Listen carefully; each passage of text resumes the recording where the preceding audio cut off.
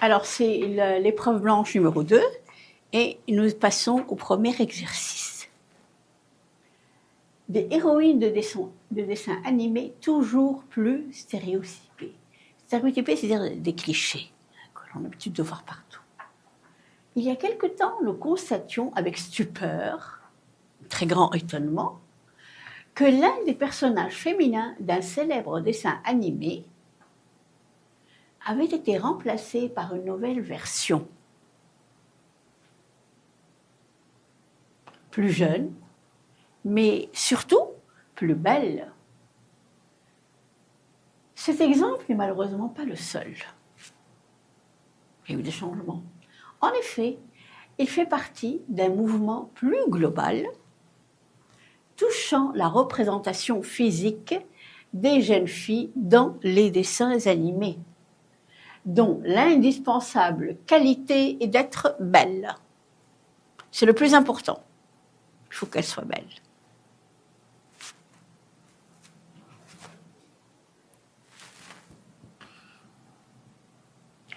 Toute l'évolution en termes de comportement a pris une trajectoire sensiblement différente de celle de l'apparence.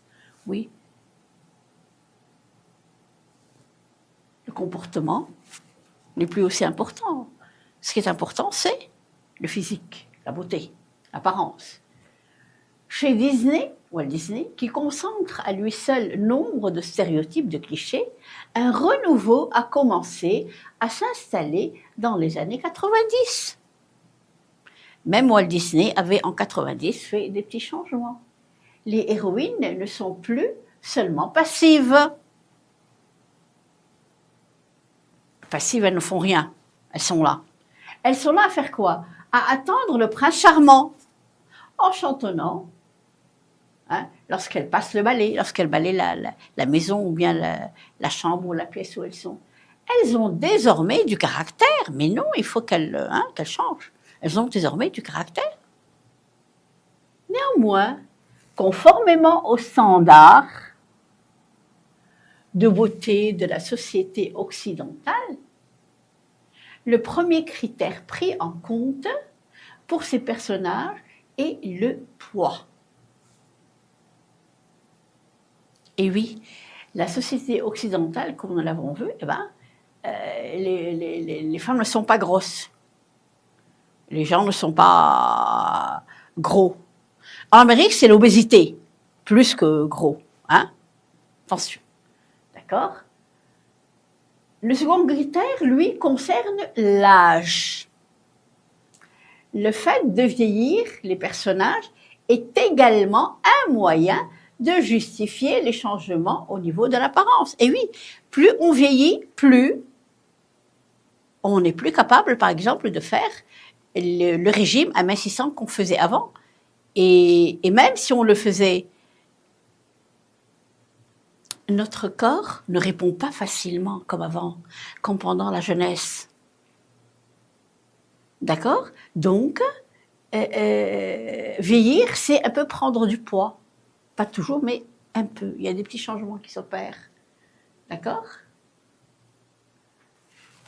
Déplore Julie Doumanjou, qui a travaillé pour des séries d'animation françaises. Elle remarque tout de même que des efforts ont été faits. Chez Disney, le dernier personnage féminin a des proportions normales comparées à la plupart des précédents. À des proportions normales.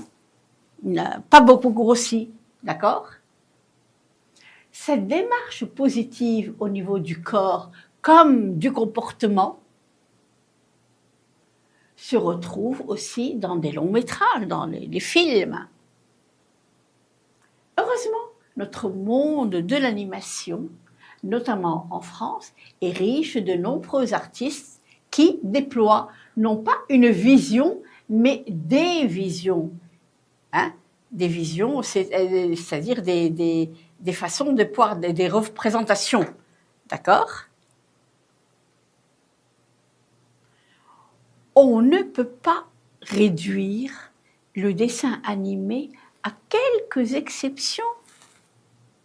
C'est pas faisable. D'accord?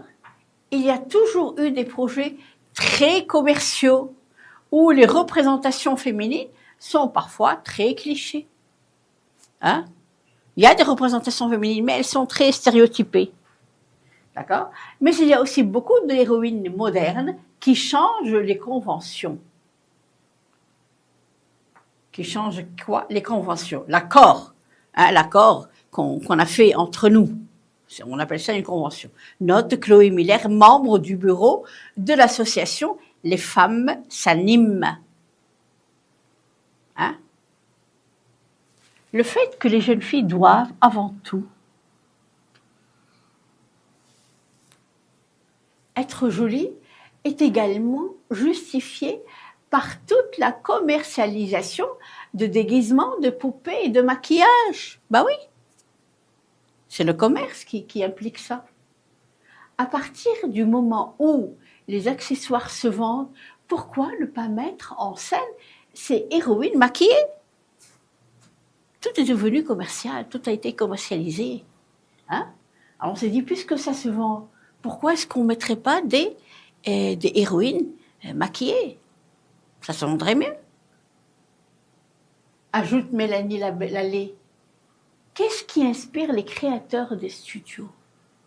Qu'est-ce qui leur donne des idées de faire telle ou telle chose?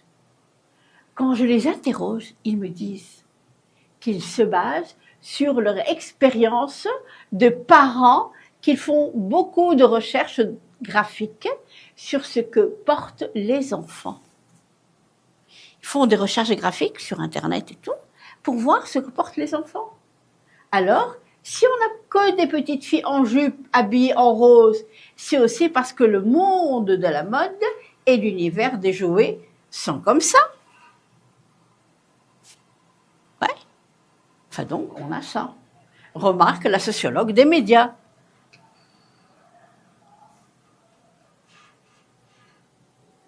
Remarque la sociologue des médias et du genre.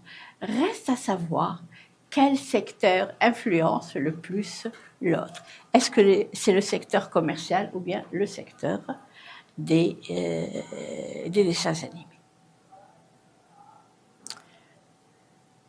C'est un texte qui est assez court, relativement court, hein, et relativement simple. Bon. La question numéro 1, c'est la dernière substitution.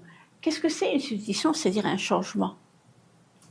La dernière substitution d'un personnage féminin d'un célèbre dessin animé a fortement étonné le grand public. Qu'est-ce qui s'est passé? Pourquoi?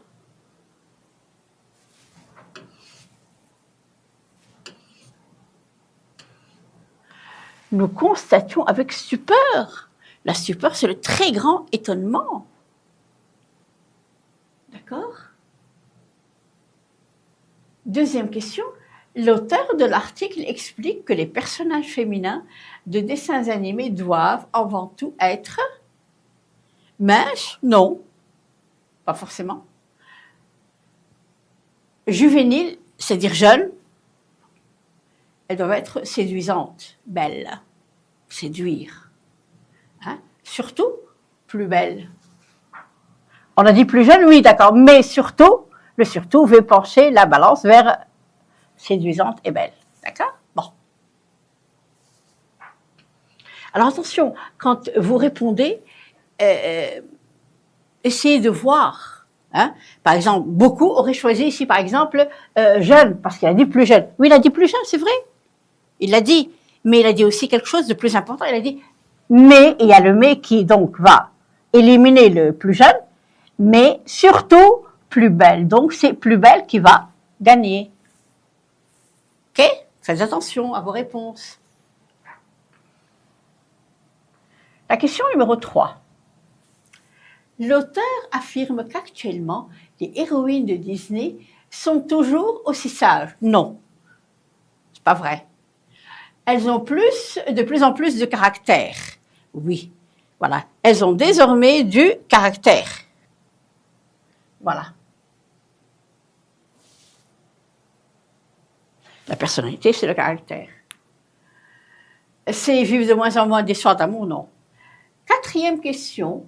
Selon Julie Doumangeau, comment Disney arrive-t-il à faire accepter les changements d'apparence de ses personnages féminins auprès des spectateurs? Comment? D'accord? A. En adaptant des contes traditionnels très populaires? Non. B. En donnant quelques années de plus à ses héroïnes. Le second critère, lui, concerne l'âge.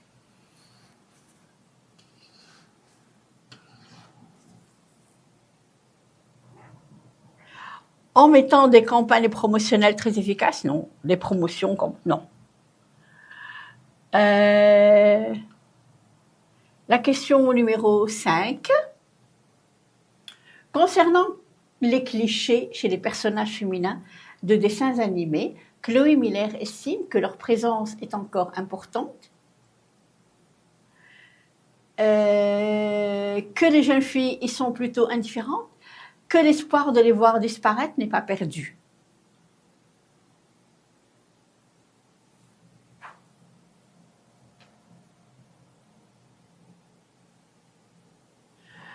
Mais il y a aussi beaucoup d'héroïnes modernes qui changent les conventions. Ouais, donc... Ouais. Numéro 6. Selon l'auteur, en plus de certains studios d'animation, qui est également responsable de ce phénomène, eh bien, est-ce que ce sont les jeunes parents? Non. Les pouvoirs publics? Non plus. C'est l'industrie de la mode. Ce que portent les enfants. Donc la mode. Hein? Voilà. La 7e et dernière question. Mélanie Lallé. Pour dessiner les personnages féminins, les créateurs de studios s'appuient sur les catalogues de jouets exclusivement? Non. Les vitrines des magasins exclusivement? Non. Et toute représentation visuelle sans exception? Non. C'est aussi parce que le monde de la mode et l'univers de jouets sont comme cela. Toute représentation visuelle. Voilà. C'était le texte qu'on avait à faire.